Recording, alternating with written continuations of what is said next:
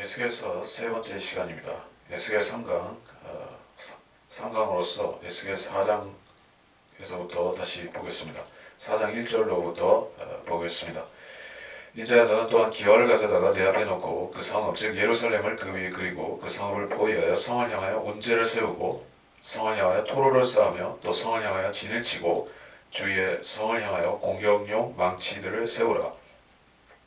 또 너는 철판을 가져다가 너와 성읍 사이에 철벽을 세우고 네 얼굴을 그 성을 대적하여 두라. 그러면 그 성이 포위되리니 너는 그 성을 포위할지니라. 이것이 이스라엘 집의 표적이 되리라. 너는 또 왼편으로 누워서 이스라엘 집의 죄악을 그 위에 놓되 내가 그 위에 눕는 날수대로 그들의 죄악을 담당할지니라. 내가 그 날수대로 그들 죄악의 연수를 내게 두었나니 390일이라. 이렇게 너는 이스라엘 집의 죄악을 담당할지니라. 내가 그 날수를 채우거든 너는 다시 네 오른편으로 누워서 너는 40일 동안 유다 집의 죄악을 담당할지니라. 내가 네게 하루를 1년으로 정하였느니라. 그러므로 너는 내 얼굴을 예루살렘이 포위된 쪽으로 향하여 두고 내 팔을 걷어올려 그것에 대하여 예언할지니라. 보라, 내가 너를 줄로 동이리니 너희 포위의 날들이 끝날 때까지 너는 이쪽에서 저쪽으로 돌리지 못하리라. 자, 주님께서 이것을 표적이라고 말씀하면서 에스겔이 이스라엘 집의 표적이 된다 말씀하셨습니다. 그래서 기와를 가져다가 놓고 예루살렘을 그 위에 그렸다라는 것이며, 그리고 그리고 예루살렘이 포위된 형상을 그 기와 위에 그리도록 했습니다. 자, 그래서 3절에서 이것이 이스라엘 집의 표적이 된다라고 했습니다. 철판을 가져다가 라고 했어요. 철벽을 세우고, 보통 표적이라고 할 때는 성경에서 이스라엘 집에 기본적으로 유대인들에게 준 것인데,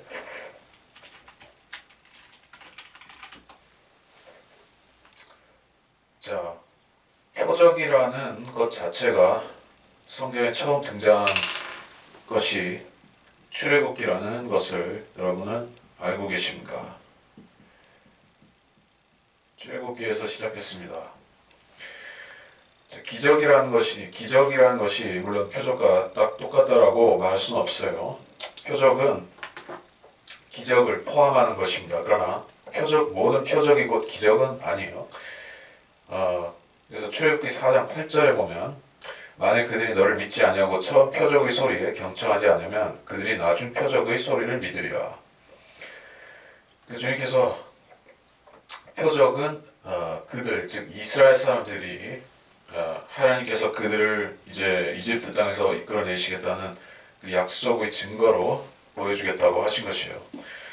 출애굽기에 보면 표적이라는 말들이 쭉 나오다가 그리고 그 뒤에 쭉 가보면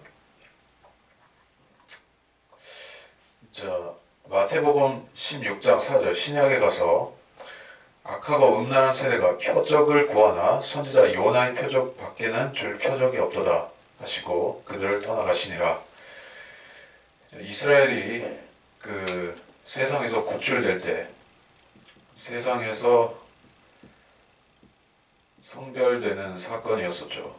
그것이 표적으로 시작되었던 것이고, 구약에서는 그랬었고, 이 신약에서는 신약의 표적은 마태복음인데, 이것은 그 십자가를 가리키고 있다는 것입니다. 다시 말해서 우리가 예수 그리스도의 십자가를 우리가 표적으로 인식하고 표적으로 받아들여서 믿는 것은 사실 아닙니다. 유대인들에게 있어서는 십자가가 표적이었더라는 얘기예요. 왜 그러냐면은 그 십자가 사건은 악하고 음란한 세대가 구하는 표적에 대한 주님의 대답이었다는 것입니다.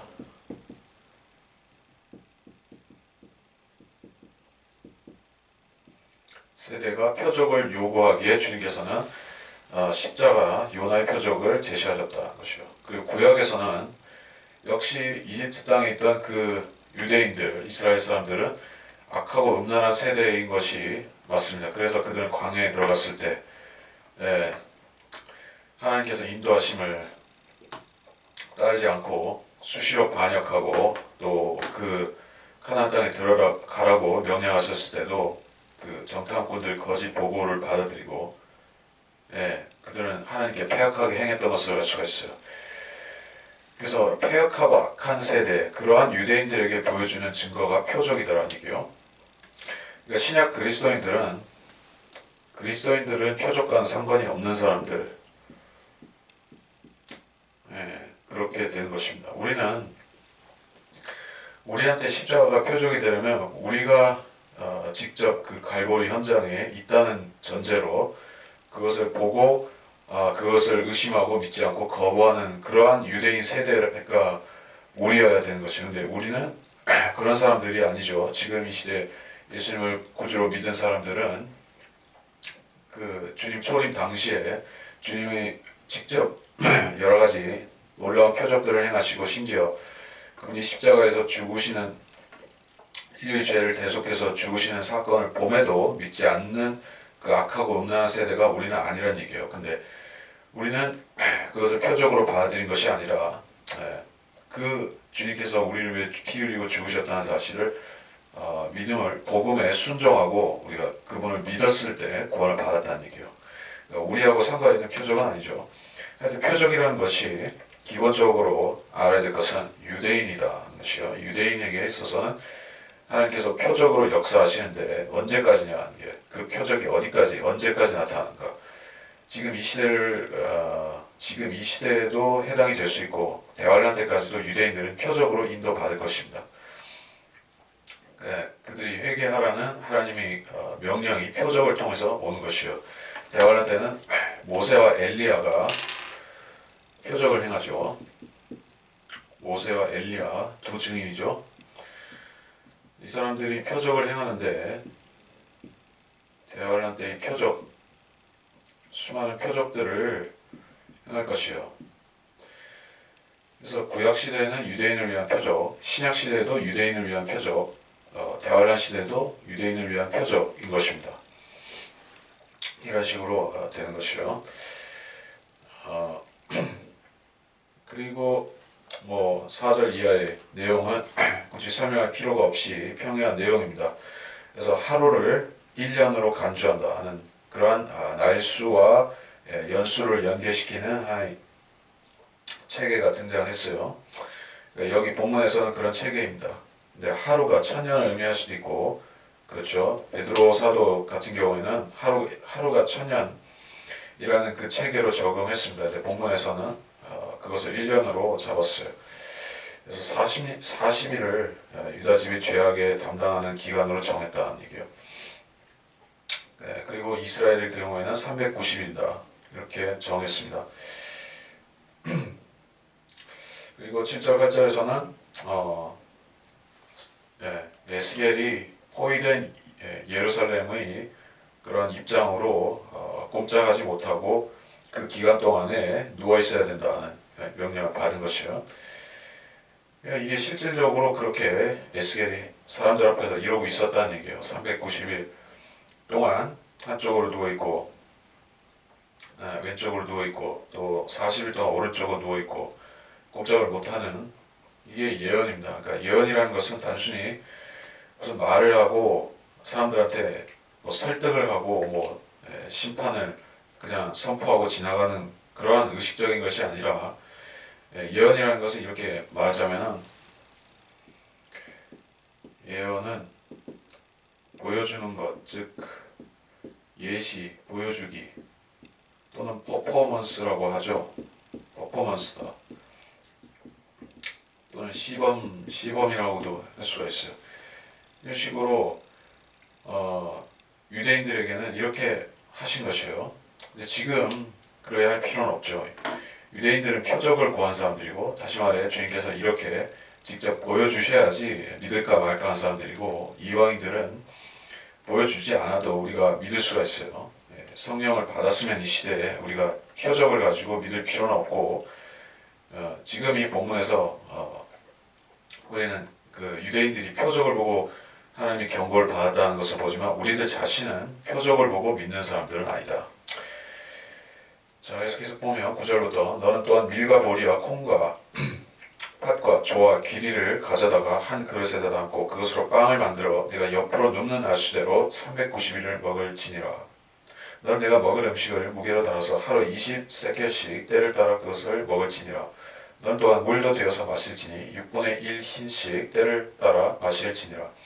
너는 그것을 보리과자처럼 먹되 그것을 그들의 목전에서 사람에게서 나온 똥으로 구울지니라.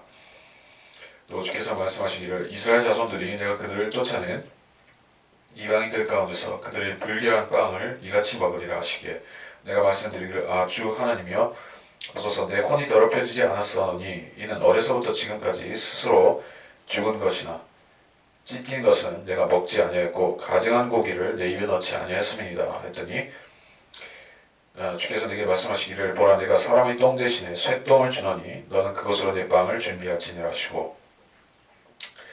자, 에스겔에게 빵을 구워 먹으라는데 그 굽는 연료를 사람의 똥, 즉 인분으로 하라고 주님께서 말씀하셨는데 이것은 그 부정한 음식을 먹으라는 뜻이에요. 왜냐하면 이스라엘 사람들이 이제 팔레스틴 땅에서 쫓겨나서 불결한 땅, 이방인들 중에 거하면서 율법을 지킬 수도 없고 그 율법의 예에 따라서 생활할 수가 없는 그런 불결함을 이렇게 말씀하고 있기 때문에 그런 것입니다. 근데 14절에서 특징적인 언급이 우리가 볼 수가 있는 것이 내 혼이 더럽혀지지 않는다는 얘기예요. 사람의 혼과 사람의 몸은 분명히 다른 것인데 구약에서는 그 혼과 몸을 어떤 경우에 동일시하는 이런 구절들이 동일시한다거나 하나의 교차적으로 혼이 몸이고 몸이 혼이고 이런 식으로 말씀하는 경우들이 왕왕 발견되는 것을 알 수가 있다는 얘기예요. 그래서 실질적으로는 정확하게 말하자면 14절에서 내 몸이 더럽혀지지 않는다라고 해야지 맞겠죠. 개념적으로는. 근데 그것을 구약시대 사람들은 그냥 혼이라고 한 것이에요. 그래서 우리가 그 구약시대의 영적 할례를 즉 거듭남을 받지 못한 그 사람들은 혼과 몸이 붙어있는 것이었다. 이렇게 교리적으로 말씀하는 것입니다. 그래서 혼과 몸이 붙어있기 때문에 혼이 곧 몸이요 몸이 곧 혼이라 이렇게 동일시되듯이 표현하는 것입니다.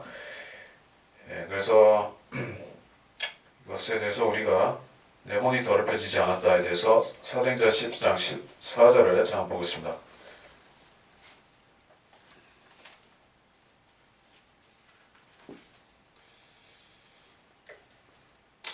베드로가 말하기를 주여 그럴 수 없나이다. 나는 결코 속되거나 불결한 것을 먹은 적이 없나이다 라고 하니 속되거나 불결한 것을 먹은 적이 없다.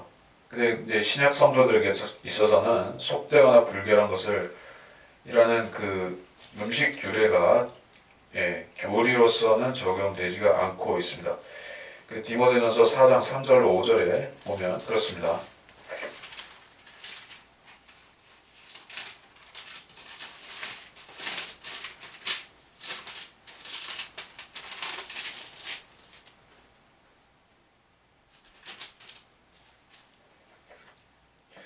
혼인을 금하고 음식을 삼가라고 명하리니 이 음식은 하나님께서 진리를 믿고 아는 사람들이 감사함으로 받도록 지으신 것이라. 하나님께서 지으신 것은 모두 좋은 것이요 감사함으로 받으면 아무것도 버릴 것이 없느니라. 이는 하나님의 말씀과 기도로서 거룩하게 됨이라. 신약시대 그리스도인들은 음식 규례에 대한 적용을 받지 않습니다. 물론 사도행전에서는 피와 목매어 죽인 것 우상에게 바친 음식은 삼가라는 권고사항을 이방인 그리스도인들에게 보냈었지만은 그것은 그 당시에 물론 교리적으로 이렇게 안 하면 구원에 영향이 있다든지 그런 교리가 아니죠. 그것은 엄밀히 말해서 교리가 아닌 권면이었던 것이죠. 권면을 하면 좋은 것이고 우리의 덕이 되고 또 우리 신앙에 플러스가 되는 것이지 그런다고 해서 그것이 교리로 적용해서 구원의 근거는 아니라는 얘기예요. 음식은 구원과 상관이 없습니다. 근데 구약시대 사람들은 어떤 음식을 먹으면 율법에서 금지된 고기를 먹거나 또 부정한 빵을 먹거나 이런 식으로 하면은 그 사람들이 실질적으로 그 혼에까지 오염이 전파된다는 얘기예요. 그럴 수가 있겠는가? 어떻게 몸이 그렇게 더럽혀지면 혼이 같이 그래 될 수가 있는가? 더럽혀질 수가 있는가? 근데 그것은 지금 영적 할례를 받지 못하는 자연인들도 사실은 그렇다고 봐야 되겠죠. 구약시대나 지금이나 똑같은 자연인들이니까 거듭나지 않은 사람들은 지금도 육신과 몸이 그 혼이 연결되어 있는 것이요. 그래서 거듭나면 그 단단하게 묶여 있는 것이 풀어지죠. 그렇기 때문에 그때부터는 우리가 몸과 혼의 그런 구별이 생기는 것이요. 그래서 에스겔은 자기가 그 경건하게 살았다. 율법에 따라서 살았고 또 자기가 제사장 출신으로서 레위인으로서 정결례와 그 음식 규절을 잘 지켰다라고 말하고 있는 것이요. 가증한 고기를 내 입에 넣지 아니했습니다. 자, 신약시대 사도 바울의 고기에 대한 그런 교리와는 전혀 상반되는 얘기죠. 이제는 부정한 음식, 부정한 고기 그것이 교리로서 적용되는 것은 아니라 단지 이웃 그리스도인을 동료들을 실족시키지 않기 위해서나 이런 목적으로는 그 우상에 바친 고기를 안 먹을 수도 있어요. 하지만 에스겔처럼 이것을 이렇게 하면은 내가 구원을 상실할까 아니면 이런 식으로 어떤 영적으로 더럽혀진다 해서 안 먹는 것은 아닙니다. 그래서 에스겔이 주님께 청하니까 사람의 똥 대신에 새똥을 준다라고 감면해 주신 것이요. 그래서 원래는 이스라엘 사람들은 이렇게 음식을 안 만드는 것이요. 근데 사실 보면은 이방인들은 다 이런 식으로 해서 먹습니다. 그 몽골 같은 데 가보면 몽골에서도 그 아주 전통 음식 고기 전통 음식을 조리하는 방식을 보면은 무슨 쇠똥 말똥인지 쇠똥인지 하고 쇠똥이 아니라 말똥이겠네. 그런 식으로 그 짐승의 분뇨를 그 음식 조리하는 그 연료로 직접적으로 사용하는 것이요. 심지어는 그 분뇨하고 막 접촉이 돼서 좀 그런 좀 불결한 경우도 있다고 합니다. 그러니까 유목민족들은 이게 일상화되어 있다고 봐야겠죠. 가축의 분뇨를 사용해서 음식 조리하는 건 그들에게 일상입니다. 근데 하나님께서는 유대인들이 그렇게 살지 말라고 하신 것이요. 그것은 물론 그 어떤 의학적이나 보건위생적인 면으로 볼 때에도 그것이 실질적으로 불결한 것이기 때문에 하나님께서 자기가 택하신 이스라엘 사람들에게 그런 그 건강을 위해서 그렇게 하신 실질적인 면이 있고 또 영적으로 보자면은 이것이 분명히 더 영적인 의미들이 또 따로 있다는 얘기예요. 그것은 우리가 신약에서 좀 참조를 보자면 빌립보서 3장 8절 실로 모든 것을 손실로 여김은 그리스도 예수 나의 주를 아는 지식이 가장 고상하기 때문이며 내가 그를 위하여 모든 것을 잃어버리고 그것들을 오히려 배설물로 여김은 그리스도를 얻기 위함이며 사도 바울은 자기가 기존의 유대교를 통해서 배웠던 모든 지식과 종교와 또는 철학과 그런 것들을 인간의 학문을 이제 배설물 즉 똥과 같다고 고백하면서 철저히 버리노라라고 했습니다. 배설물이라는 것은 이제 뭡니까? 그 가축이든 사람이든 또 어떤 존재든 배설물이라는 것은 이제 영양분을 이제 다 소화시켰는데 이제 더 뽑아 먹을 것이 없기 때문에 그것이 자체가 노폐물이 되어서 이제 몸 밖으로 배출시켜야 되는 것이죠.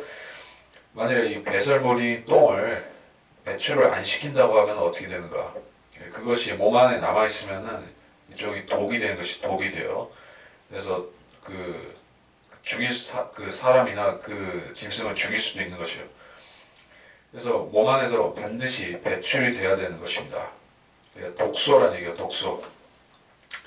그거를 우리가 세상 지식을 또 영적으로 하나님을 대적하는 어떤 세상 지식과 그런 마귀적인 생각들 또는 진화론이나 무신론이나 이런 것들을 우리가 생각 속에 품고 있으면 그것이 우리에게 배설물이라는 얘기죠. 영적인 적용하자면 그렇습니다. 근데 이스라엘 사람들은 자기들을 성별케 해야만 했었, 그런 것들로부터 성별시켜야만 했었습니다. 우리도 영적으로 그런 것들로부터 분리되어 있어야만 합니다. 그래서 사람의 똥 때문에 대신에 쇠똥을 준다라고 했어요. 그래서 사람의 그 배설물, 인본이 참 좋은 비료가 되기도 하지만은 그것이 여기 본문에서는 가장 불결한 것이다 이렇게 간주되고 있죠. 왜 그러냐면은 그 기원을 생각해 보면 생각해 보면 되는 것이요. 사람이 그 이 세상 죄의 전파 경로 중에서 그 죄의 원흉이죠. 시발점이죠. 그러니까 사람의 속이 가장 더러운 것이라는 얘기요. 마음이 만물보다 악하다. 그런 말씀이 있죠. 예레미야 17장 9절인데 마음은 만물보다 거짓되고 심히 악하니 누가 그것을 알 수 있으리요. 성경에서 마음이라고 할 때 그것은 그 심장 그 하트를 말할 때도 있고 바울 내장을 뜻하는 그 바울을 말할 때도 있는데 여기서는 물론 하트라고 쓰여졌습니다. 근데 의미상으로 마음이라는 것은 우리 그 중심 속 그러니까 이쪽을 말하기 때문에 소화기관 이런 거하고도 같이 연관시켜서 말할 수 있다는 얘기예요. 우리 속에 들어있는 것, 즉 마음, 그것은 만물보다 거짓되고 악하다. 그것과 같은 선상에서 우리 속에 있는 그 노폐물들도 마찬가지라는 얘기예요. 사람의 만물의 영장이다라고 하지만은 하나님께서는 사람의 그 배설물이 쇠똥보다 더 더럽다라고 말씀한 것이요. 마음도 더럽고 그런 것입니다. 그래서 에스겔에게 사람 똥 대신 쇠똥을 주어서 예루살렘 안에 있는 유대인들이 그런 부정한 음식을 먹고 버텨야 된다라고 말씀하신 것이요. 이것이 예표적으로 보자면은 이제 유대인들이 이방인들 가운데서 오랫동안 거주하게 되는데 그 구약 시대 에스겔 때부터 구약 시대도 쭉 그러다가 그 뒤에 다시 신약 시대 2차 디아스포라를 AD 70년부터 1948년도까지 그렇게 이방인 가운데서 쭉 살았어야 했죠. 그래서는 그 어떤 율법을 지키지 못하는 그런 부분 또는 위생적인 더러워지는 것을 포함해서 영적인 그 불결함까지도 같이 얘기를 하는 것이요. 영적인 불결함이라는 것은 여러 가지가 있을 수가 있죠. 유대인들이 이제 이방인 가운데 머무르면서 유대교라는 종교가 시작된 것이 물론 그 용어 자체는 유대교라는 말 자체는 사도행전에 나오는 것이긴 합니다. 그렇지만은 실질적으로 보면 유대교라는 사상, 그러한 종교는 바벨론 유수 때부터 포로 때부터 시작이 되었다라고 볼 수 있어요. 구체적인 부분을 말하자면은 그것이 탈무드의 기원이죠. 탈무드라고 하면 여러분이 이것은 상식적으로 알기를 어떤 유대인들이 전래되어 온 어떤 지혜의 책이다. 그러니까 헬라식으로 말하자면 어떤 이솝 우화와 같은 또는 거기에 좀 신화적인 것보다는 좀 현실, 처세술적인 것을 많이 넣어가지고 실생활에 도움이 되는 식으로 그냥 생활의 지혜다 이런 식으로 이해를 많이 하고 있습니다. 그래서 한국에 그 정통 오리지널 탈무드 경전이 제대로 번역이 됐다기보다는 그런 식으로 실생활과 좀 유용한 그런 스토리들이 발췌되어서 탈무드라고 주로 나와 있죠. 그래서 어린이 탈무드 이런 식으로. 근데 실제로 탈무드라는 책을 보면 이것은 하나의 교리와 성경에 대한 주석들이 포함되어 있어요. 그리고 거기에 종교 전통들, 유대 종교 전통들, 그것들이 다수가 반성경적인 것들이 포함이 되어 있어요. 그리고 그 주석이라는 것들도 다 종교 전통과 결부되어 있고 성경적이지 않은 것들이 매우 많이 있는 것입니다. 그리고 그 탈무드와 그 구약 시대에 만들어진 구약 시대에 등장했던 그 여러 가지 외경들, 이것들이 영적인 뿌리가 다 연결되어 있다는 얘기예요. 그래서 바벨론 탈 시대에 유수 시대에 만들어졌던 그 탈무드가 결국은 유대교를 탄생시켰고, 지금의 유대인들도 이 경전들을 실질적으로 구약 성경과 별반 다르지 않게 권위를 두고 따르고 믿고 그러고 있는 것입니다. 그래서 하나님께서는 이 불결함에 대해서 그것을 똥이다 이렇게 말씀하신다고 볼 수 있겠어요. 유대인들에게 있어서 지금 유대인들이 아주 애지중지하고 자기들이 아주 고상하다고 믿고 있는 그 주데이즘, 유대교에 대해서 하나님께서는 그건 똥이다, 버려야 되는 똥같이 말씀하는 것이요. 유대인들은 당연히 그런 말씀을 안 받아들이겠죠. 영적인 의미를 전혀 이거를 이해도 안 하고 받아들이지 않겠죠. 하나님께서 자기들 유대인 종교를 똥이라고 부르시면 얼마나 발끈할 것이요. 그러나 이미 아까 얘기했다시피 사도 바울은 배설물이다라고 시인했고, 유대인 가운데서 진정으로 주 예수 그리스도를 영접한 그런 거듭나는 유대인들은 반드시 이 똥을 버려야 되는 것이요. 똥 같은 유대교를 버리고 그리스도인이 되어야만 되는 것이요. 만일 그렇게 안 했다고 할 것 같으면은 그 사람은 그 배설물을 묻힌 채로 그 돌아다니는 사람과 같은 것이요. 많은 유대인들이 그 어정쩡한 상태로 예수 믿는다고 하는데 그 실질적으로 그 배설물을 묻히고 다니는 그런 사람인 것이에요. 자, 그 다음에 16절에서 예루살렘에서 식량봉을 끌 것이다. 식량봉을 꺾는다라고 했어요. 식량봉이라는 것은 즉 그걸 꺾는다는 것은 기근을 말씀하는 것인데, 이거 특징적인 표현이니까 식량봉이라는 표현은 우리가 유념해 둘 필요가 있겠습니다. 예레미야 37장 21절을 우리가 참고해 볼 수가 있겠습니다.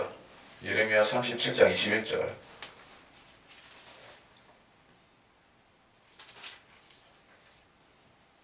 이에 세데키야 왕이 명하여 예레미야를 감옥에 뜰에 두고 빵 만드는 거리에서 나오는 빵 한 조각을 그 성읍의 모든 빵이 다할 때까지 날마다 그에게 주게 하니라. 그래야 예레미야가 감옥의 뜰에 머무니라. 자, 식량봉을 꺾는다 하는 것은 기근이라고 말씀드렸죠. 자, 다시 좀 더 설명을 해보겠습니다. 영어 킹제임스 성경에서 식량봉을 비교를 해본다는 얘기예요. Step of bread라고 되어 있어요. 글자 그대로 막대기. 그러니까 이게 어떤 개념이냐면은 이게 되를 된다든지 그 식량 그 곡식을 될 때 이게 그 바구니나 이런 그 항아리 속에 그 막대기를 푹 찔러가서 양을 측정하는 그런 봉이라고 볼 수 있죠. 식량 봉을 꺾는다는 것은 이제 그 재어서 나눠줄 그런 식량이 고갈됐다는 얘기가 되겠죠. 그런 식으로 우리가 개념을 잡을 수가 있습니다. 그래서 이제는 식량봉으로 측정이 아니라 이제는 그 아주 미세한 저울로 달아서 전혀 배를 채울 수가 없을 정도의 그런 빵을 먹어야 된다는 얘기예요. 물을 데워 마실 것이니, 물을 데워 마시진 않죠. 근데 너무나 부족하기 때문에 이제 풍성하게 물도 쓸 수가 없는 것입니다. 이건 대환란 때에도 그렇게 될 것이요. 대환란 때는 이제 물이 피로 변하고 쑥으로 변하고 또 식량도 부족하게 된다 이렇게 나오죠. 계시록 6장 6절에 그때 내 짐승들의 한가운데서 한 음성을 들었는데 밀 한 되가 한 데나리온이요 보리 석 대가 한 데나리온이라 하고 너는 기름과 포도주는 손상시키지 말라. 그러니까 실제로 인간이 필수적으로 생존하기 위해서 필요한 그 빵을 만들기 위한 재료, 그것이 이제 그 풍기 현상을 빚게 된다는 그런 말씀을 하고 있죠. 같은 맥락에서 예루살렘 포위의 그 장면도 대환란을 예표하는 것입니다. 5장부터 다시 넘어가서 보겠습니다. 5장. 인자야 너는 예리한 칼을 취하여 삭도로 삼아 내 머리털과 내 수염을 밀어서 그 저울에 달아 그 털을 나누었다가 포위한 날이 차거든 너는 성읍 가운데서 털 3분의 1을 불러 사르고 너는 3분의 1을 가지고 그것을 칼로 치고 또 3분의 1은 바람에 흩으라. 그리하면 내가 그들을 쫓아 칼을 빼리라. 넌 또한 그 중에서 얼마를 집어 내 옷자락에 싸고 그 중에서 집어 불 가운데로 던져서 불에 태우라. 이는 그 속에서 불이 이스라엘의 온 집으로 나올 것임이라. 이제 또 앞서 말씀한 그 예언이 지나간 다음에 새로운 그런 이상한 작업을 주님께서 에스겔에게 시키셨어요. 자, 이것들은 전부 다 표적들입니다.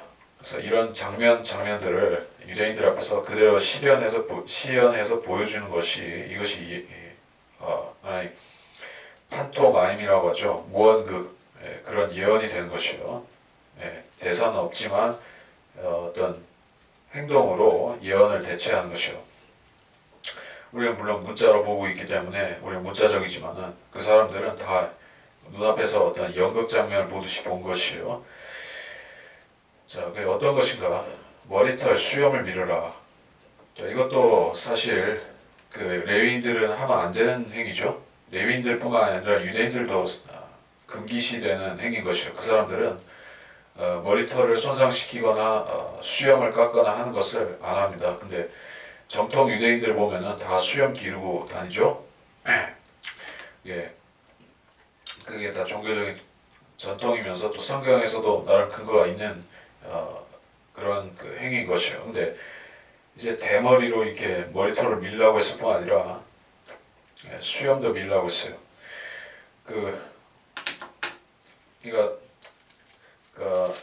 주님께서 에스겔에게 계속해서 곤란한 일만 골라서 시키고 있다 이렇게 볼 수가 있어요. 선지자가 된다는 것은 이런 일입니다. 하나님께서는 선지자라는 직분을 기본적으로 어떤 지금 은사주의자들이 추구하고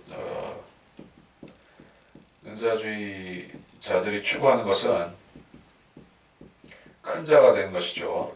즉 그 마술사, 매지시언이 되는 사람들 앞에서 죽은 사람을 벌떡 일으키고 불치병자를 그냥 낫게 하고 이런 그 놀라운 표적을 행하는 기적을 행하는 것들을 은사주의자들은 선지자와 동일시하는 것이요. 그래서 그 사람들이 말하는 선지자라는 말은 다 그런 식의 놀라운 일들을 행하는 사람, 마술적인 일을 행하는 사람, 그런 사람 많이 있다는 얘기예요.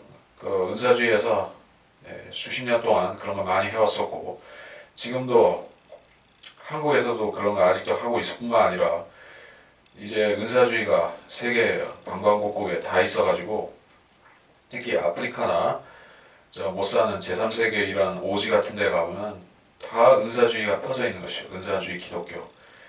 그런 데는 지금도 뭐 말도 못하게 악령이 많이 역사하고 있죠. 근데 은사주의자들이 하는 것들은 이런 게 없어요. 에스겔처럼 이 자기를 하나님께서는 완전히 체면불고하고 완전히 수염과 머리털을 밀으라고 하질 않나, 아니면 똥으로 구운 빵을 먹으라고 하지 않나, 완전히 이게 사이코틱한 것만 완전히 미친 사람 되라고 하는 것이요. 근데 에스겔은 순종해서 했다는 얘기입니다. 그러니까 이게 조용기나 다른 은사주의자들이나 이런 거 시키면은 절대 안 하고 또 뒤돌아서 내빼겠죠. 그럼 그 사람들은 절대 하나님이 세우신 선지자는 못 되는 것입니다. 하나님이 세우신 선지자는 무슨 이상한 일을 시켜도 하나님이 시켜도 순종하고 해야 되는 것입니다. 왜냐하면 하나님께서는 그것이 바로 이 완악하고 사악한 백성에게 꼭 해야 되는 전달해야 되는 메시지를 그렇게 정해 놓으신 것이에요. 그 선지자는 반드시 그대로 해야만 되는 것입니다. 자기 마음대로 멋있게 포장할 수가 없어요. 자, 이제 3분지 1씩 그것들을 나눠서 하나는 불로 사르고 칼로 치고 바람에 흩으라. 또 그 중에서 얼마 가는 옷자락에 싸라 말씀하셨어요. 그래서 이 불로 사르고 칼로 치고 하는 것은 이 성읍 중에서 망하고 그 죽는 사람들을 막을 것이고, 바람에 흩어지는 것은 이게 이방으로 흩어져 잡혀가는 사람들을 말하겠죠. 그들을 쫓아 칼을 뺀다는 것은 하나님께서 그들을 평안하게 두시지 않겠다는 얘기죠. 얼마를 집어 내 옷자락에 싸고 불 가운데 넣어서 불을 태워라. 그래서 이 얼마간의 사람들은 그 이스라엘의 온 집에 불이 나올 것이다 하는 걸 봐서는 이 사람들은 저주받은 사람들을 상징하는 것이다 볼 수가 있겠어요. 마치 코라와 다단, 그 다단과 아비람 그 무리가 있죠. 그 다단과 아비람의 무리가 그 이상한 분이 아니라 자기들도 이 하나님 앞에 향을 피우겠다 하다가 이렇게 불벼락을 맞고 죽은 것이에요. 그 사람들이 이스라엘 집 전체를 망하게 했던 사람들이었습니다. 이제 그러한 식으로 하나님께 대적하는 코라 같은 자들이 어떤 다단과 아비람 같은 자들이 또 나타날 것이라는 얘기예요. 그게 여기 본문에 예표되어 있지 않은가 하는 것입니다. 참고적으로 보겠습니다.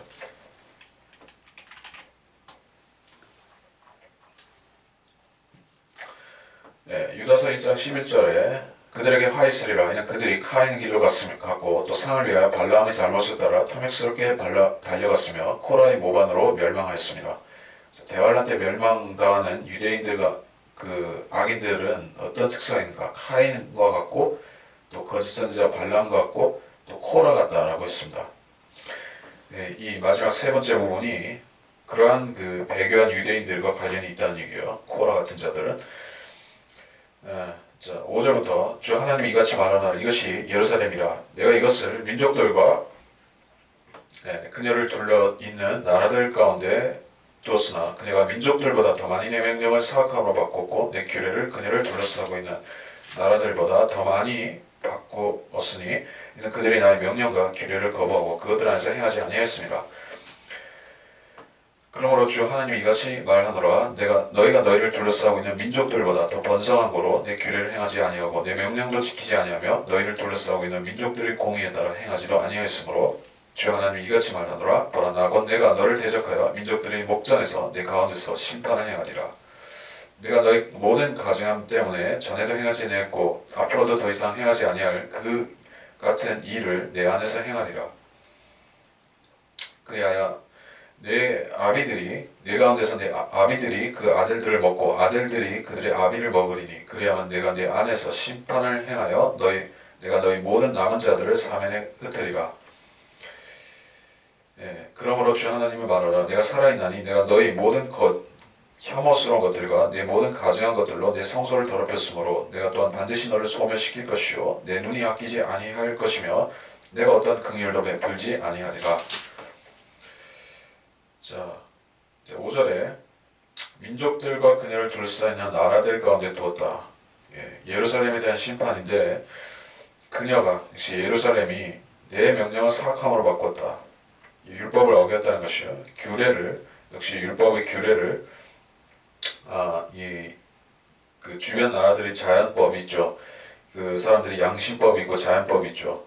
그것도 사실 하나님의 율법과 다 관련이 있는 것인데 최소한 양심을 지키고 사는 그 주변 보통 이방인들보다도 더 많이 죄를 지은 것이에요. 사실 유대인들은 율법을 받았기 때문에 양심법보다 더 확실한, 더 우월한 법을 받아서 이제 그 법을 지키면 의롭게 살 수가 있는 백성이었는데 오히려 더 열악한 그 이방인들보다도 죄를 지은 것이에요. 그래서 이 참 올리브나무 가지가 꺾여지게 되는 이유가 된 것이죠.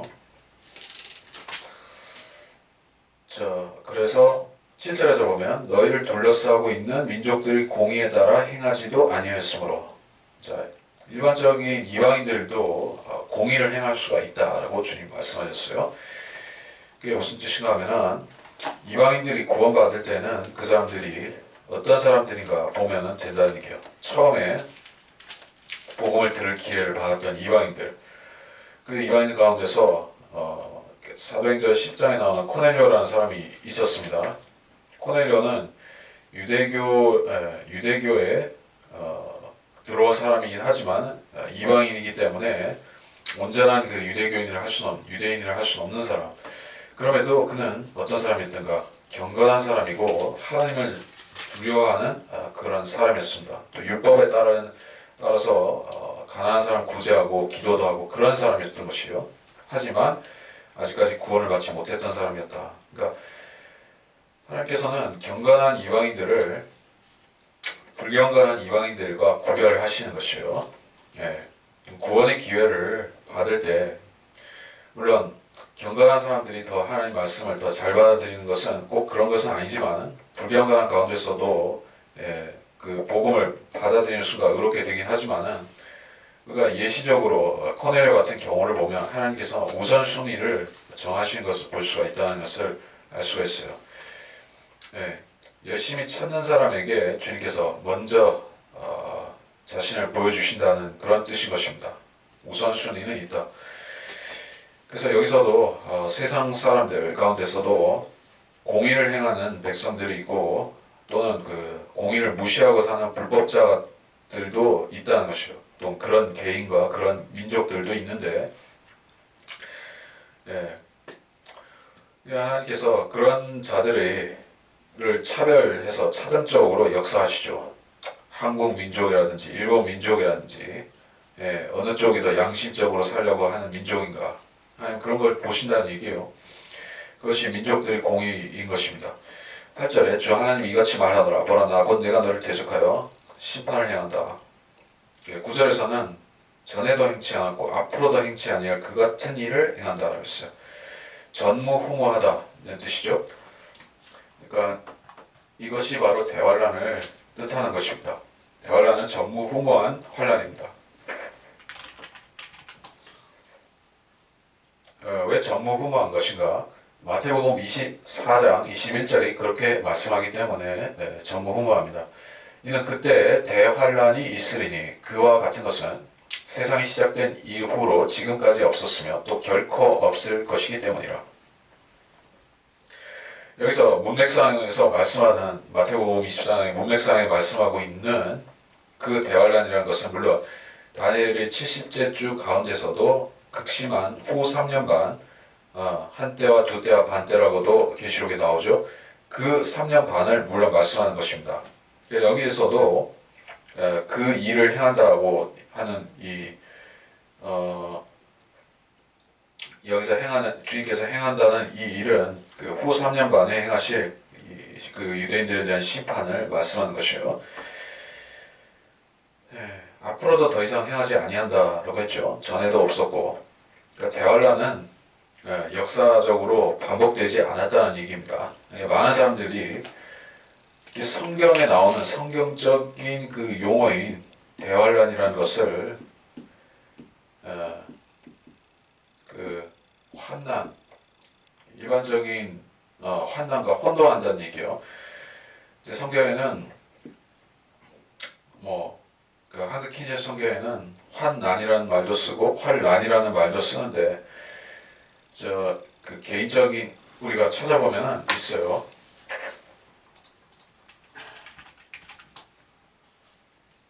그러니까 환난이라고 할 때는 그 주로 어떤 그 성도 개개인이 당하는 그런 퍼스널리 당하는 개인적인 차원에서의 어려움, 시련, 고통 이런 것들을 환난이라고 우리가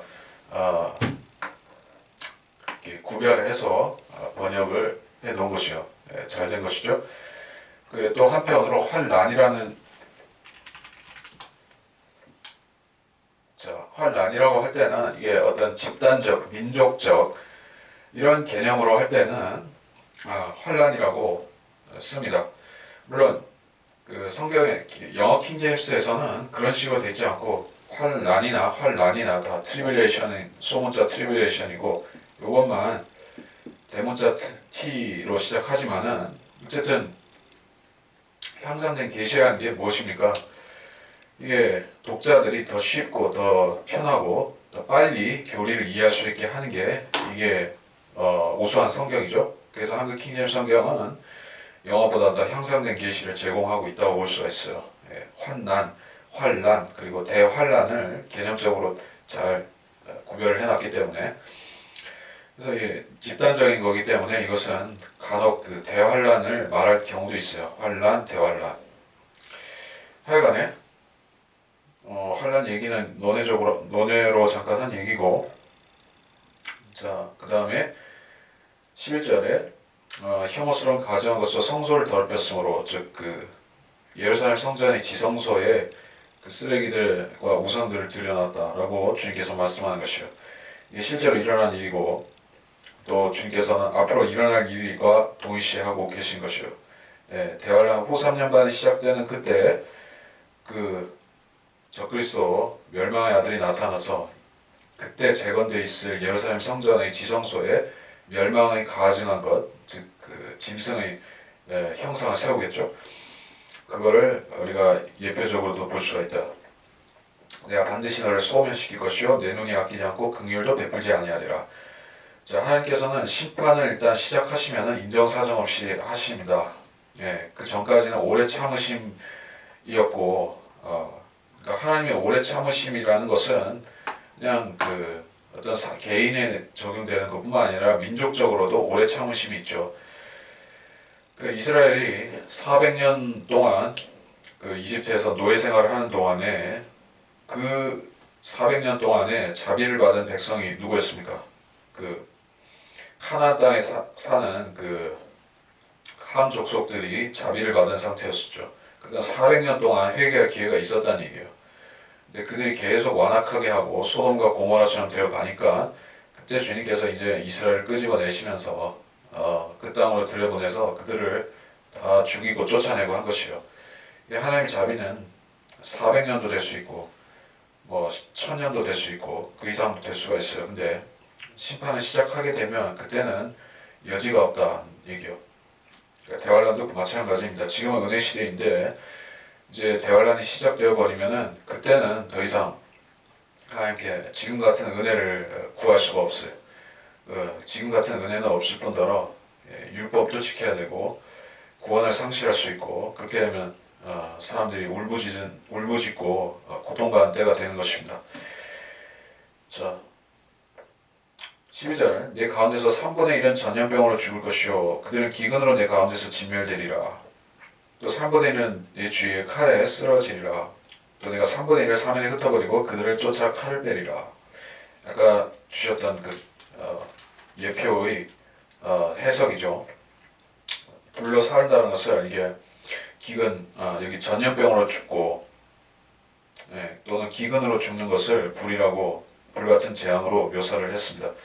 그리고 칼에 쓰러지는 것은 칼로 치는 것으로 그냥 얘기를 했고 흩어지는 것은 역시 흩어지는 것, 쫓아내는 것으로 말씀했어요. 문자적인 성취가 이루어집니다. 물론 이것은 신명기에도 같은 심판의 말씀이 나오는데 신명기 28장 52절로 57절을 신명기 28장 21절로 22절을 보시면 잘 나오고 있습니다. 13절 그래야 내 화가 이루게 되리니 내가 내 분노를 그들 위에 있게 하리라. 그러면 내가 위안받게 되리라. 내가 내 분노를 그들 안에서 이루면 그들은 나 주가 열심히 그것을 말했음을 알게 되리라. 내 화가 이루게 되리니 화가 풀리게 되리니 그러니까 주님도 그 거룩한 삼위일체 하나님은 거룩한 인격체라는 얘기예요. 인격체에게는 지정의 사람과 똑같은 지정의가 있을 뿐만 아니라 그러니까 그 지식 그리고 그 감정 그 의지가 있고 이 감정에는 희로애락이 사람이 희로애락이 있는 그것과 같이 주님도 그게 있다는 얘기요. 근데 주님은 화를 내실 수도 있고 화를 푸실 수도 있고 실망하실 수도 있고 기뻐하실 수도 있고 분노하실 수도 있고 진정되실 수도 있고 실제로 사람이 감정을 갖는 것과 똑같은데 한 가지 차이점이라면 주님께서는 불의함이 없으시죠. 불의가 없어요. 그래서 이유 없이 화를 내거나 이유 없이 증오하거나 이런 것은 없죠. 완벽한 희로애락인 것입니다. 정의로운 의로운 상태에서 그런 감정이 있는 것입니다. 그게 더 무섭죠. 사실 사람의 그 감정보다도 그래서 더 무서운 것이죠. 그러면 내가 위안받게 되리라. 왜 하나님께서 위안받는다라고 말씀하셨겠습니까? 이게 하나님께서 위안을 받으신다. 여러분도 어떤 경우에 위안을 받을 수가 있습니까? 이제 위안이라는 것은 이제 그 자신이 어떤 그 곤경에 처했다가 이제 곤경에서 벗어났다. 이제 안심이다. 어떤 큰 일을 당할 뻔했는데 다행히 모면했다 할 때 그때 위안을 받죠. 그래서 무슨 말인가 하면 주님께서는 그 이스라엘을 자신의 눈동자처럼 여기신다는 말씀도 있고 항상 주님께서는 그 이스라엘을 자기 신부 아내라고 말씀하셨을 뿐 아니라 그래서 실질적으로 그 예수님 자체가 마태복음 25장에서 볼 때 양과 염소 얘기를 그들을 분리하시면서 유대인들에게 잘해주는 것을 곧 나의 형제들에게 잘해준 것이다. 나에게 해준 것과 같다. 자신과 동시하신 것이죠. 그래서 이스라엘이 심판받는 것은 주님이 기쁜 일이 아닌 것입니다. 이스라엘이 고통받는 것은 주님께도 고통이 된다는 얘기예요. 물론 이것을 확장해서 교회와 그리스도의 관계에도 적용할 수가 있어요. 근데 그 교회와 그리스도는 보다 실질적으로 진짜로 그 머리와 지체들의 관계로 붙어 있죠. 이스라엘은 그렇지는 않았다 할지라도 하나님께서는 그러한 그 감정을 느끼신다는 것을 여기 말씀하고 있어요. 자, 그리고 14절에 내가 너를 황폐하게 만들고 너를 둘러싸고 있는 민족들 가운데 지나가는 모든 사람들의 목전에 비방거리가 되게 하리라. 레위기 26장 31절로 33절에 보면 내가 더 자세히 알 수가 있습니다. 그 부분을 찾아보겠습니다. 레위기 26장 31절로 33절.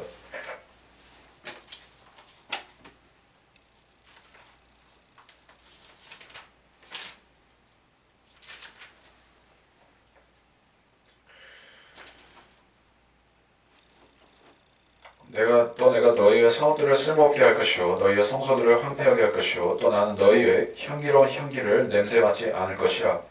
내가 그 땅을 황폐하게 하리니 거기에 거하는 너희 원수들이 그것에 놀랄 것이니라.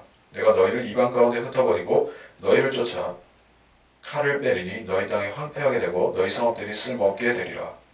이게 전부 신약 시대에 적용이 될 만한 말씀들이죠. 완벽하게 성취가 되었습니다. 그리고 실제적으로 유대인들은 또 그 원래 유대인들이 살던 그 이스라엘 땅은 기우성거리가 될 정도로 아주 황폐하고 거기에는 제대로 된 도시도 없었고 제대로 된 그 경작지도 없었고 그런 상태로 1900년 이상 방치가 되어 있다시피 그랬던 것이요. 그래서 그 이스라엘 땅이 AD 1세기부터 20세기에 이르기까지 수만은 아니고 여러 제국들이 그 땅을 차지를 했었지만은 그 중간에 십자군 전쟁도 있었고 여러 가지 사건들이 있었죠. 그리고 오스만 터키가 결국에는 그 땅을 차지하고 있다가 영국에게 물려줬죠. 그래 강대국들이 그 땅에 거쳐갔지만은 그 이스라엘 땅이나 예루살렘을 열국들이 복원시키거나 그곳을 다시 고대의 그런 적과 꿀이 흐르는 땅과 같이 다시 만들려고 감히 그렇게 하지를 못했던 것이요. 또 심지어 모슬렘이 그 땅을 지배했음에도 불구하고 여러분이 아시지만은 예루살렘에 지금도 그 원래 성전이 있던 자리에 그 모슬렘들의 그 성전이 서 있죠. 모스크가 있는 것이요. 그만큼 그 모슬렘들은 예루살렘을 성지라고 여기고 그 땅에 애착을 가지는 것인데 왜 그 사람들은 그 땅을 다시 꽃 피우지 못하고 그렇게 사막과 돌무더기로 남겨놓고 있었던 것일까요? 그렇게 그 성지라고 했으면은 다시 복원을 시키고 가꿔야 되는데 아랍인들은 그렇게 안 했다는 것이요. 그게 하나님의 뜻이었습니다. 유대인들이 이스라엘 땅에 돌아와야지만 그 땅도 다시 지력을 회복하고 심지어 농사도 지을 수가 있게 되는 것이 그것이 하나님이 정한 뜻인 것입니다. 그래서 아랍인들이 1000년 동안 그 땅을 활보했다 할지라도 아무것도 안 된 것이요. 이게 성경의 예언대로 그렇게 되어진 것입니다. 그래서 15절도 문자적으로 실제적으로 다 신약시대에 성취가 된 예언들이다. 그들은 질책, 조롱과 또는 교훈과 놀라움이 되었습니다. 성경에서 우리가 교리를 찾아야 되고 교훈을 찾아야 되고 그렇죠? 예. 그 밖에 또 역사적인 것도 우리가 검토를 하지만은 기본적으로는 우리가 어떤 성경 구절을 읽을 때에도 두 가지는 염두에 둔다. 이것은 교훈과 교리라는 것이요. 그 중에서 최우선 순위는 교리를 정립하고 교리를 확실하게 해놓은 다음에 그 다음에 찾을 만한 교훈들을 그때 찾는 것이에요. 여기서 말씀하는 교훈이 된다는 것은 우리 그리스도인들이 구약 성경을 읽을 때에도 똑같이 적용되는 얘기인 것입니다. 우리가 이스라엘의 역사를 보죠. 열왕기, 역대기, 사무엘, 그리고 재판관기, 그리고 많은 이스라엘의 그 왕들과 그 역사, 연대기들을 우리가 보는데 우리가 그냥 생각 없이 보면은 이거는 그냥 이집트 역사나 뭐 아시리아의 역사나 로마 역사나 그 헬라 제국의 역사나 그거하고 무슨 차이가 있냐는 게요. 그냥 고대의 왕들과 그런 인물들의 연대기일 뿐이라고 생각할 수도 있는데 우리가 중요한 것을 거기서 찾아야 되는 것입니다. 그렇게 단순히 역사로 그치는 것이 아니라 우리한테 교훈이라는 얘기예요. 어떤 교훈인가? 어떤 이방 제국이, 이방 왕국이 멸망할 때는 반드시 그 절차가 있더라는 얘기예요. 절차라는 것은 유대인들이 멸망하고 사로잡혀갈 때와 같은 절차라는 얘기입니다.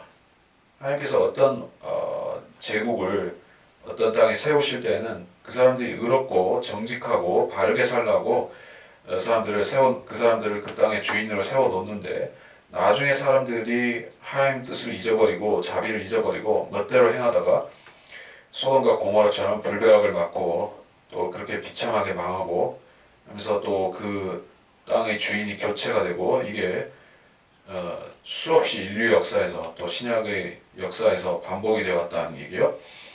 우리가 그런 교훈들을 결국 성경에서 이스라엘의 그런 배교와 타락 그리고 그들의 징계 이런 과정들을 보면서 우리 민족, 우리나라는 지금 어디쯤에 와 있는가 이스라엘과 우리를 견주어 보면서 역사의 향방을 우리가 가늠해 볼 수도 있겠다는 얘기예요. 그것이 우리가 구약 성경을 공부할 때 역사적인 부분들을 공부할 때 얻어지는 교훈이라는 얘기예요. 물론 그 역사 자체에는 앞으로 미래에 일어날 사건들, 대환란과 유대인의 고통과 이런 것들도 다 교리들도 포함이 되어 있어요. 우리가 이런 것들을 빠짐없이 놓치지 않고 잘 캐치를 한다면은 성경을 잘 읽고 모든 필요한 것을 찾는 것입니다. 자, 16절 내가 기근에 악한 화살을 그들에게 보내면 그것이 그들의 파멸이 될 것이니 내가 너희를 멸하려고 그것을 보내리라. 또 내가 너희에게 기근을 늘려서 너희의 식량봉을 꺾으리라. 그래야 내가 너희에게 기근과 악한 짐승들을 보내리니 그래야면 그것들이 너를 앗아갈 것이요 전염병과 피가 너를 지나가리니 내가 칼을 내 위에 가져오리라. 나 주가 그것을 말하였느니라. 기근을 악한 화살과 같다. 어떤 불화살같이 또는 독화살과 같이 묘사를 하고 있습니다. 화살이 갑자기 날아와서 기습적으로 날아와서 그 사람을 죽이듯이 기근이 갑자기 오면은 대처를 못한다는 얘기예요. 그래서 갑작스러운 파멸이에요. 그 이집트 땅에 그 기근이 7년 기근, 7년 풍년, 7년 기근이 있었을 때를 우리가 생각해 보면 돼요. 하나님께서는 그때 표적을 주셨었죠. 파라오의 꿈을 통해서 그리고 그 꿈의 해석을 요셉을 통해서 주심을 해서 대비시키신 것이요. 그 대비시키신 것은 이집트 사람들이 이뻐가지고 그 사람들을 잘해주려고 한 것이 아니라 유대인들을 살려주려고 그러니까 그 야곱의 자손들 살려주려고 하나님께서 그렇게 마련을 하셨던 것이죠. 그게 성경의 역사예요. 근데 지금은 이방인들 같은 경우에는 그런 하나님이 특별한 자비를 바랄 수는 없는 입장인 것입니다. 그 사람들은 하나님의 일반적인 자비, 악인에게나 의인에게나 비를 내리시고 뭐 이런 일반적인 자비가 있죠. 태양을 공평하게 베푸시고 뭐 이런 식의 자비는 있지만은 특별한 자비는 없어요. 근데 그리스도인들 같은 경우에는 하나님이 특별한 자비를 개인적으로든 회중적으로든 받을 수가 있고 그런 사람들이죠. 그렇다고 해서 지금 우리가 이런 그 구약 시대와 같은 예언, 실질적인 예언으로 미래를 대비를 할 수는 없는 입장이죠. 그리스도인들은 개인적으로 하나님의 보호와 섭리 아래에 있습니다. 그리고 하나님께서 필요하면은 어떤 회중도 뜻 안에서 인도하실 수가 있어요. 근데 어떤 국가를 하나님께서 건져 주신다는 것은 대단히 그 범위가 큰 얘기죠. 오늘날에는 하나님께서 돌보시는 개인과 교회는 있을 수 있어도 어떤 국가를 그렇게 하시는 건 아니에요.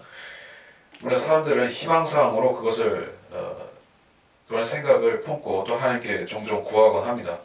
그래서 가령 미국 사람들은 우리나라가 하나님의 자비 아래 있기를 바란다라고 얘기를 하죠. 이 땅에 그리스도인들이 많이 기도를 하고 하면은 자비를 베푸신다. 한국 사람들도 그렇게 생각을 하고, 자, 그러한 뜻이 제한적으로는 적용될 수 있지만은 그거를 우리가 전적으로 바랄 수는 없어요. 보다 우리가 바라야 될 것은 우리의 개인적인 구원의 보장이 있고 또 생활과 우리의 그 안전을 보장하시는 주님의 개별적인 섭리가 있고, 자, 그것에 대해서 우리가 항상 구할 필요는 있어요.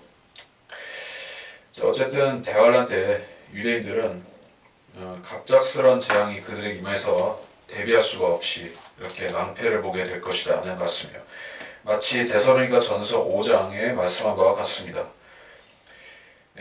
데살로니가 전서 5장 2절에 이하에 보면 이는 주의 날이 밤에 도둑같이 오리라는 것을 너희 자신이 정확히 알고 있기 때문이니라. 그들이 평안하다 안전하다고 말할 때 아이벤 여인에게 진통이 오듯 갑작스런 멸망이 그들에게 임하리니 결코 피하지 못하리라. 결코 피하지 못하리라. 그러면서 갑작스런 멸망이라고 말씀했는데, 유대인들의 입장에서 대환란을 통과해야만 되는 그 유대인들의 입장에서 이러한 그 후 3년간의 엄청난 사건들은 예고 없이 갑자기 닥친다는 얘기예요. 하나님께서는 시간표를 주셨죠. 70주를 정해놓고 마지막 한 주를 기간을 남겨놓으시고, 자, 우리는 그리스도인이니까 그걸 아는 것이었는데 유대인들은 그런 거 모르죠. 구원을 받지 못했고 그들은 성경들에도 무지한 상태죠. 그래서 그 사람들은 갑자기 호되게 당하는 것입니다. 자, 그리고 따로 설명할 것은 없지만 17절에 기근과 악한 짐승들을 보낸다. 이게 악한 짐승들이라고 할 때는 뭐 병충해 또는 그 농작물을 먹어치우는 그런 엄청난 메뚜기 떼 이런 것들을 생각할 수가 있겠죠. 거기에 플러스해서 그냥 그 풀을 해치는, 그 풀과 식물을 해치는 그런 악한 짐승이 아니라 진짜로 그 초자연적인 마귀적인 짐승도 있을 수가 있죠. 그러한 짐승이 어디에 나오냐 하면 계시록 9장에 등장하는 그 자들이죠. 구렁에서 올라오는 메뚜기 같은 괴물들, 그런 괴물들이 있는데 계시록 9장 3절, 계시록 9장 3절을 보면 또 그 연기에서 메뚜기들이 땅 위로 나왔는데 땅의 전갈들이 지닌 권세와 같은 권세를 받더라. 약한 짐승들이요. 이것들이 초자연적이기 때문에 그 풀떼기처럼 이게 풀을 먹거나 곡식을 상하게 하는 게 아니라 사람들을 상하게 하는 그런 악한 짐승들이요. 이 자들이 대환란 때 나와가지고 사람들을 해친다. 악한 짐승들은 그런 것도 있다는 얘기요. 전염병과 피가 너를 지나가니, 대환란 때 유행할 전염병들이 많이 있지만은 물론 짐승에게 저를 경배하고 표를 받은 자에게 또 생기는 그 엄청난 악한 피부 종기도 있고 그리고 다른 전염병들도 더 있죠. 우리가 그것을 쭉 보면 계시록 6장에서 있어요. 계시록 6장 8절에 보면 이에 내가 보니 보라 창백한 말 한 마리가 있는데 그 위에 탄 자의 이름은 사망이요 지옥이 그들을 따르니 그들에게 칼과 굶주림과 사망과 땅의 짐승들로 땅의 4분의 1을 죽일 권세가 주어졌더라. 칼, 전쟁, 굶주림, 기근, 사망, 전염병, 그 흑사병 같은 그러한 또는 문둥병 같은 전염병, 그리고 땅의 짐승들, 이 메뚜기나 실질적인 메뚜기나 아니면 초자연적인 그 지옥에서 올라온 그런 메뚜기 같은 것들, 이런 종류들이 언급이 되었습니다. 여기서 사망이라 할 때는 전염병을 뜻합니다. 그래서 이런 재앙들이 결국에는 그 저주가 시작되는 지점이 후 3년간에 그 엄청난 저주가 이 땅을 덮을 텐데 그 시작하는 데가 예루살렘 성전이라는 걸 알아야 돼요. 예루살렘 성전 지성소에서 재앙이 시작될 것입니다. 여러분이 언약궤가 엄청난 그 심판을 가져올 수 있다는 걸 아시죠? 우리가 역사서들을 보게 되면 다윗 때 그런 사건이 있었죠. 다윗 때였나? 맞아요. 다윗 때. 그 언약궤를 그 팔레스타인 필리스티아인들이 가져갔는데 그것들이 그 전염병, 그 피부병을 언급된 그걸 전염병을 일으켜서 엄청난 그 재앙을 몰고 왔습니다. 뭐 우리가 지금 그거 찾아볼 필요는 없겠지만은 결국에 다윗이 다시 찾아와서 그 언약궤를 모셔놓고 나중에 성전을 지으려고 했지만은 이 언약궤가 그 축복도 가져오지만은 저주의 그런 시작도 될 수가 있는 것이죠. 여러분이 영화 중에 인디애나 존스 잃어버린 성궤라는 영화도 있지만은 소설도 있고 거기 보면 뭐 좀 공상과학적으로 묘사를 해놨기는 하죠. 근데 어느 정도는 그게 성경에서 나온 이야기들인 것입니다. 대환란 때 적그리스도가 와서 이 예루살렘 성전으로 들어올 것이며 들어와서 거기에 자기의 그 마귀의 형상을 세우고 더럽힐 것입니다. 그러면 하나님께서 노하셔서 거기서 전염병과 모든 재앙들을 시작하시고 예루살렘을 치시고 이스라엘을 치고 또 이방들을 치는 것입니다. 그렇게 되는 것이다. 그래서 이번 시간은 5장까지 하고 마치겠습니다.